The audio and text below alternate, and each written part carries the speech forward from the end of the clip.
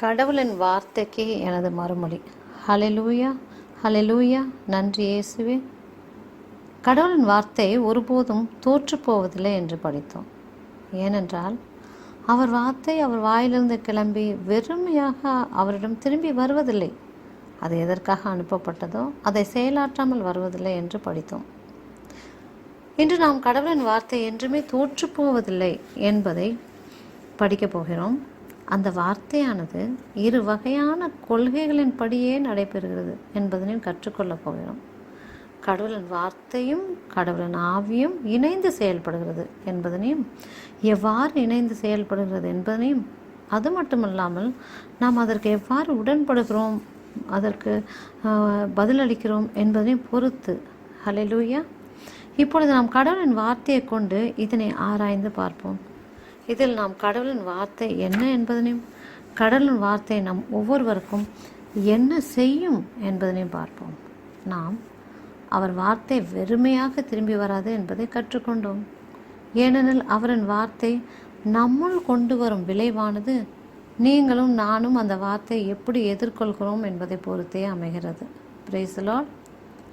நாம் அறிவோம் கடவுளின் வார்த்தை உயிர் உள்ளது, சக்தி வாய்ந்தது, செயல்படுகிறது என்று. இவையெல்லாம் அறிந்திருந்தாலும் நம் மனதில் ஒரு கேள்வி வருகிறது, ஏன் இந்த வார்த்தை என் வாழ்வில் செயல்பட மாட்டேன் என்கிறது என்று. Praise God. நன்றி இயேசுவே. நாம் இப்பொழுது பார்ப்போம், இந்த வார்த்தை கடவுளின் வார்த்தை என் வாழ்வில் செயலாற்றுவதற்கான அளவுகோல் என்ன அப்படின்னு. அதனால் நான் எதை பெற்றுக்கொள்வேன், இதோட விளைவுகள் என்ன அப்படின்றதையும் நான் தெரிந்து கொள்ளலாம். 1 தெசலோனிக்கர் 2:13 சொல்லப்படுது, கடவுளின் வார்த்தையை நீங்கள் எங்களிடமிருந்து கேட்டபோது அதை மனித வார்த்தையாக அல்ல, கடவுளின் வார்த்தையாகவே ஏற்றுக்கொண்டீர்கள். இதற்காக நாங்கள் கடவுளுக்கு இடைவிடாது நன்றி கூறுவோம். உண்மையாகவே அது கடவுளுடைய வார்த்தை தான். அதுவே நம்பிக்கை கொண்ட உங்களில் செயலாற்றுகிறது. 2 காரணங்களால் நாம் எப்பொழுதும் ஞாபகத்தில் கொள்ள வேண்டும். 2 காரணங்களை எப்போதும் நம்ம ஞாபகத்தில் கொள்ளணும். அது கடவுளின் வார்த்தையும் கடவுளின் ஆவியும் இணைந்தே செயல்படுகின்றன. அது இணைந்து செயல்பட்டு தான் விளைவுகளை ஏற்படுத்துது அப்படின்றத நம்ம ஞாபகத்தில் வைத்துக்கொள்ளணும். முதலாவதாக, நான் கடவுளின் வார்த்தையை மனிதர் எழுதியதாகவோ இல்லை மனிதன் கொடுக்கும் செய்தியாகவோ நான் எடுத்துக்கொள்ளவே கூடாது. அதற்கு பதிலாக நான் அந்த செய்தியானது கடவுளிடமிருந்து நேரடியாக நமக்கு கொடுக்கப்பட்டதாக எடுத்துக்கொள்ள வேண்டும். அது கடவுளின் வார்த்தை, மனிதனின் வார்த்தை இல்லை. இதை நான் ஏற்றுக்கொள்ளணும். போதுதான் இந்த வார்த்தை ஏற்படுத்தும் விளைவுகள் உங்களுக்குள்ளும் எனக்குள்ளும் நடக்கும். சரி, அது எதை பொறுத்து? நான் எப்படி இந்த வார்த்தையை கடவுளின் வார்த்தையாக எதிர்கொள்கிறேனோ பெற்றுக்கொள்கிறேனோ அதை பொறுத்து தான். முதலாவது, நான் இதை எப்படி பெற்றுக்கொள்கிறேன்? இது கடவுளின் வார்த்தை கடவுளிடமிருந்தே வருகிறது என்பதையும், இது மனிதனின் வார்த்தை அல்ல என்பதையும் மிக மிக முக்கியமானது. 2வது, நாம் இந்த வார்த்தையை விசுவாசத்தின் மூலமாகத்தான் பெற்றுக்கொள்ள முடியும். இதை நாம் முழு நம்பிக்கையோடு தான் ஏற்றுக்கொள்ள வேண்டும்.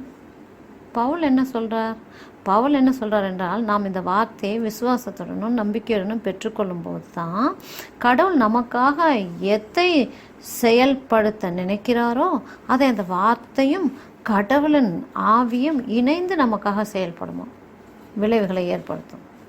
சரி, இப்பொழுது சொல்லுங்கள், என்ன 2 தேவைகள் என்று. முதல்ல, இந்த வார்த்தை மனிதனிடமிருந்து வரவில்லை, ஆனாலும் கூட மனிதனின் வாயின் வழியாக வந்தாலும் அது மனிதனின் வார்த்தை இல்லை, ஆனால் கடவுளின் வார்த்தை தான் இது. 2வதாக, இது வெளிவந்த வார்த்தையானது ஆற்றல் மிக்கது, செயல்படும் என்பதை நாம் நம்ப வேண்டும். இந்த வார்த்தை செயலாற்று திறன் உள்ளது. யார் யாரெல்லாம் இந்த வார்த்தையை விசுவசிக்கிறார்களோ அவர்களுக்காக இந்த வார்த்தை செயல்படும். மறுபடியும் திட்டவட்டமாக சொல்கிறேன், இதை மனதில் வைத்துக்கொள்ளுங்கள். இந்த வார்த்தை கடவுளின் வார்த்தை, மனிதனின் வார்த்தை இல்லை. அதை நான் விசுவாசம் மூலமாக தான் பெற்றுக்கொள்ள முடியும். விசுவாசம் மூலமாக பெற்றுக்கொள்ளும் போது இந்த வார்த்தை எதற்காக அனுப்பப்பட்டதோ அதை அந்த வார்த்தை செயலாற்றும். விண்ணக தந்தையே, உமக்கு நன்றி செலுத்துகிறேன், உம்மை போற்றுகிறேன். எங்களுக்கு இந்த சக்தி வாய்ந்த உண்மைகளை கற்றுத்தந்தமைக்கு. நாங்கள் இன்று படித்தோம், கடவுளின் வாயிலிருந்து புறப்பட்டு செல்கிற வார்த்தை வெறுமையாக திரும்புவதே இல்லை. அது எதற்காக அனுப்பப்பட்டதோ அதை செயலாற்றாமல் திரும்புவதில்லை என்று கடவுளின் வார்த்தை சொல்லுகிறது. வார்த்தை உயிருள்ளது, ஆற்றல் மிக்கது என்பதையும் நாங்கள் படிச்சிருக்கிறோம்.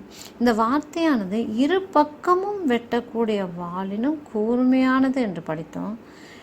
இன்று நாங்கள் மேலும் எதை கற்றுக்கொள்கிறோம் அப்படின்னாக்கா, கடவுளின் வார்த்தை மனிதனால் எழுதப்பட்டிருந்தாலும் அது கடவுளின் வார்த்தை. இதை நாங்கள் விசுவசிக்கும் போது விளைவுகளை ஏற்படுத்துது. பிதாவே, இயேசு நாமத்தினாலே விவிலியம் சொல்லுகிறது, இயேசு கிறிஸ்துவை விசுவாசி, அப்பொழுது நீயும் உன் வீட்டாரும் மீட்படைவீர்கள் என்று. இது திருத்தூதர் பணியில் 16வது அதிகாரத்தில் 31வது வசனத்தில் சொல்லப்பட்டிருக்கிறது. பிதாவே, இயேசுவின் நாமத்தினாலே நாங்கள் விசுவசிக்கிறோம். இந்த வார்த்தையானது உம்முடைய வார்த்தை என்று, இது உங்களுடைய வாக்குத்தத்தம், உங்களுடைய உறுதிமொழி. நீங்கள் சொல்லியது போல் இந்த குடும்பத்தில் உள்ள ஒவ்வொருவரும் மீட்கப்படுவோம் என்று. பிதாவே, இயேசு நாமத்தினாலே நான் எல்லா குடும்பங்களுக்குமாக பேசுகிறேன். நான் உங்கள் குடும்பத்தில் உள்ள ஒவ்வொருவருக்குமாக பேசுகிறேன்.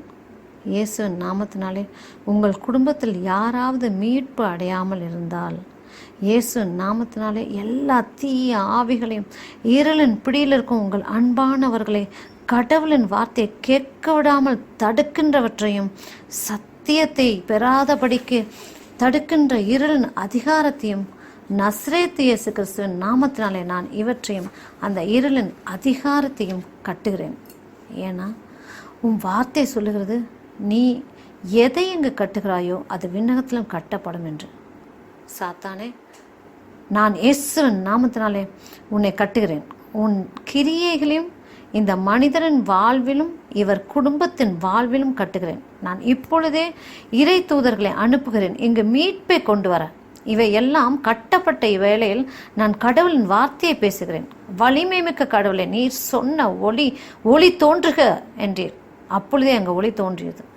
இதோ இங்கே இந்த குடும்பத்தில் உள்ள ஒவ்வொரு நபரிடமும், இந்த குறிப்பான நபரிடமும் பேசுகிறேன். ஒளி தோன்றுக. நான் இப்பொழுது பேசிய வார்த்தைகள் என்னுடைய வார்த்தைகள் இல்லை, இவை உம்முடைய வார்த்தைகள். வலிமை மிக்க கடவுளை, நீர் சொன்னீர், நாங்கள் விசுவசிக்கும் பொழுது அந்த வார்த்தை கண்டிப்பாக செயலாற்றும் என்று நான் அறிக்கையிடுகிறேன். இந்த குடும்பத்தில் உள்ள ஒவ்வொருவருக்கும் அந்த தீய ஆவி கட்டப்பட்டு விட்டது, ஒளி தோன்றிவிட்டது. அவர்கள் இதயத்தில் இவர்களின் திரை விலகிவிட்டது. இவர்கள் மனம் திரும்பிவிட்டார்கள், மனம் மாறிவிட்டார்கள், வாழ்க்கை முறையை மாற்றிவிட்டார்கள். இவர்கள் கடவுளின் வார்த்தையில் உள்ள அறிவை பெற்றுவிட்டார்கள், இதில் உள்ள உண்மையை தெரிந்து கொண்டார்கள், நற்செய்தியை பெற்றுவிட்டார்கள், மறுபிறப்பு பெற்று கொண்டார்கள். ஆவியானவரின் அபிஷேகம் இவர்களை ஆட்கொண்டு விட்டது. இயேசுவின் நாமத்தினாலே ஒவ்வொரு கட்டுகளும் தடைகளும் உடைக்கப்பட்டு விட்டன. அடிமைத்தனம் உடைத்தெறியப்பட்டு விட்டது. வலிமை மிக்க இயேசுவினை எதிர்கொண்டு விட்டார்கள். நன்றி ஆண்டவரே, நன்றி ஆண்டவரே. உமது ஆற்றல் மிக்க ஆவியினால் இயேசுவை ஏற்றுக்கொண்டு எதிர்கொண்டு அவர்கள் வாழ்வினை முழுமையாக மாற்றிவிட்டது. இந்த மனிதன் மீண்டும் பிறந்து விட்டார். தூய ஆவியின் அக்னி அவரை ஆட்கொண்டு விட்டது. எல்லா கட்டுகளும், எல்லா சாபங்களும், எல்லா நோய்களும் இப்பொழுதே அழிந்து விட்டன. இந்த நபரின் ஆவிக்குரிய கண்கள் திறக்கப்பட்டு விட்டன. சிறை இருப்பு போய்விட்டது, அடக்குமுறை போய்விட்டது, காதுகள் அபிஷேகிக்கப்பட்டு விட்டது. கடவுளின் குரலை கேட்ட இயேசுவின் நாமத்தினாலே ஆண்டவரை உமக்கு நன்றி செலுத்துகிறேன். வலிமை மிக்க வேலையாட்கள் வந்து இவருக்கு நற்செய்தியை அறிவிப்பதற்காக இதோ முழுமையாக விடுதலை பெற்றுக்கொண்டார்கள். நோயிலிருந்து விடுதலை, சுகவீனத்திலிருந்து விடுதலை, சாத்தானின் சகல செயல்பாடுகளிலிருந்து விடுதலை. இப்பொழுது இந்த நபருக்கு இப்பொழுதே விடுதலை. இப்போது உமது வார்த்தையின் பால் இவர்களுக்கு ஏற்பட்டிருப்பதெல்லாம் பசி இருக்கிறது. உமது வார்த்தையின் மேல் பசி. இவர் இப்பொழுது கடவுளின் வார்த்தையால் நிரப்பப்படுகிறார். இவரின் ஆவி பலப்படுகின்றது, இவர் ஆன்மா செழிப்படைகின்றது. எல்லாவற்றிலிருந்து விடுதலை பெற்றுக்கொண்டார் இயேசுவின் நாமத்தினாலே. ஆமேன், ஆமேன், ஆமேன். ஆசீர்வதிக்கப்பட்டிருங்கள் இயேசுவின் நாமத்தினாலே. நன்றி இயேசுவே, நன்றி இயேசுவே, புகழ்கின்றேன் இயேசுவே. ஹல்லேலூயா, ஹல்லேலூயா, ஹல்லேலூயா.